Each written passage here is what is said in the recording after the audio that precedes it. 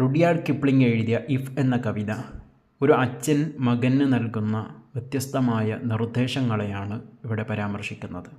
ജീവിതത്തിലെ ഓരോ സാഹചര്യങ്ങളെയും എങ്ങനെ നേരിടണമെന്ന് ഒരച്ഛൻ മകന് പഠിപ്പിച്ചു കൊടുക്കുകയാണ്. ഈ പോയത്തിൽ 4 സ്റ്റാൻസകളുണ്ട്. ഓരോ സ്റ്റാൻസയിലും 8 ലൈനുകളാണ് ഉള്ളത്. എ ബി എന്ന രൂപത്തിലാണ് അതിൻ്റെ ശൈലി.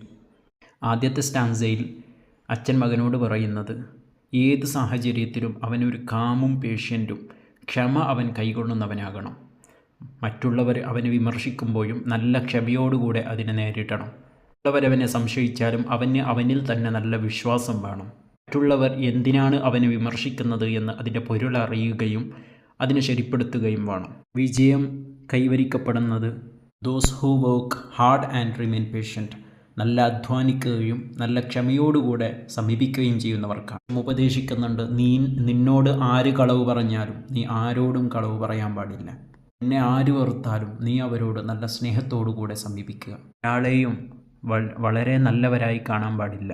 ഒരാളെയും വളരെ ബുദ്ധിമാനായിട്ട് അവൻ കാണാൻ പാടില്ല. കവി രണ്ടാമത്തെ സ്റ്റാൻസയിൽ പഠിപ്പിച്ചു കൊടുക്കുന്നത് നല്ല സ്വപ്നങ്ങൾ കാണണം, പക്ഷേ never make the dreams his master. ഒരിക്കലും സ്വപ്നങ്ങളെ മാസ്റ്ററായി കാണാൻ പാടില്ല. കേവലം സ്വപ്നങ്ങൾക്ക് വേണ്ടി മാത്രം സമയങ്ങളെ ചെലവാക്കാൻ പാടില്ല. കാരണം സ്വപ്നങ്ങൾ പൂവണിയണമെങ്കിൽ നല്ല അധ്വാനം, ഹാർഡ് വർക്ക് അത്യാവശ്യമാണ്. ജീവിതത്തിലെ വിജയപരാജയങ്ങളെ ഒരുപോലെ സമീപിക്കാൻ കഴിയണം. കവി ഉപയോഗിച്ചത് ട്രിംഫ് ആൻഡ് ഡിസാസ്റ്റർ, വിജയവും ദുരന്തവും എന്ന വാക്കാണ്. ക്യാപിറ്റലൈസ് ചെയ്തുകൊണ്ട് കവി ഉപയോഗിച്ചതായിട്ട് കാണാം. അത് ഒരു ജീവിതത്തിൻ്റെ പ്രധാനപ്പെട്ട 2 ഭാഗങ്ങളായതുകൊണ്ടാണ്. ജീവിതത്തിൽ സത്യം മാത്രം പറയുകയും അതുകൊണ്ട് വരുന്ന വിനകളെ ഫേസ് ചെയ്യാനുള്ള ധൈര്യം അവനെ ആർജിച്ചെടുക്കുകയും വേണം. പോകുന്നു രണ്ടാമത്തെ സ്റ്റാൻസയിലെ ഉപദേശങ്ങൾ. രണ്ടാമത്തെ സ്റ്റാൻസയിൽ പഠിപ്പിക്കുന്നത് ഒരു കാര്യവും ചെയ്യാൻ ഭയക്കരുത്. അത് മുഖേന ഉണ്ടാകുന്ന പരാജയങ്ങളെ ഓർത്ത് ഭയം അവനെ പിടികൂടരുത്. ഒരു കാര്യം ചെയ്യാൻ വേണ്ടി തുനിയുകയും പരാജയപ്പെടുകയും ചെയ്ത് ആദ്യം തൊട്ട് തുടങ്ങുകയും പരാജയപ്പെട്ടതിനെക്കുറിച്ച് ചിന്തിക്കാതിരിക്കുകയും ചെയ്യുക.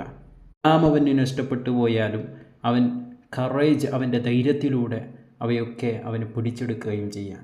4ാമത്തെ സ്റ്റാൻസയിൽ കവി പഠിപ്പിക്കുന്നത് മനുഷ്യൻ പാവപ്പെട്ടവനാണ് എങ്കിൽ അവൻ്റെ മൂല്യങ്ങളെ അവൻ കാത്തു സൂക്ഷിക്കണം, അവൻ്റെ വിശ്വാസങ്ങളെ അവൻ കാത്തു സൂക്ഷിക്കണം.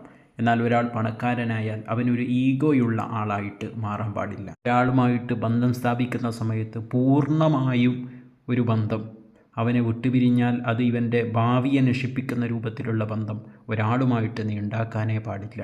ലൈനിൽ കവി പറയുന്നത് സമയത്തിൻ്റെ വിലയെക്കുറിച്ചാണ്. ടൈം ഈസ് പ്രീഷ്യസ്, സമയം വളരെ മൂല്യമുള്ളതാണ്. And will never come back, ഒരിക്കലും സമയം തിരിച്ചു വരില്ല. ജീവിതത്തിൻ്റെ ഓരോ സെക്കൻഡുകളും കൃത്യമായി യൂസ് ചെയ്യുക. എന്നിട്ട് കവി മകനോട് ഉപദേശിക്കുകയാണ്, ഞാൻ ഈ ഉപദേശിച്ച ഉപദേശങ്ങൾ നീ കൃത്യമായി നിൻ്റെ ജീവിതത്തിൽ നീ പകർത്തുകയാണെങ്കിൽ നീ എന്താണോ ലക്ഷ്യം വെക്കുന്നത്, നീ എന്താണോ ഇച്ഛിക്കുന്നത്, നിൻ്റെ ആഗ്രഹങ്ങൾ സഫലീകരിക്കപ്പെടും. ഒരു നല്ല മനുഷ്യനായി തീരുകയും ചെയ്യും.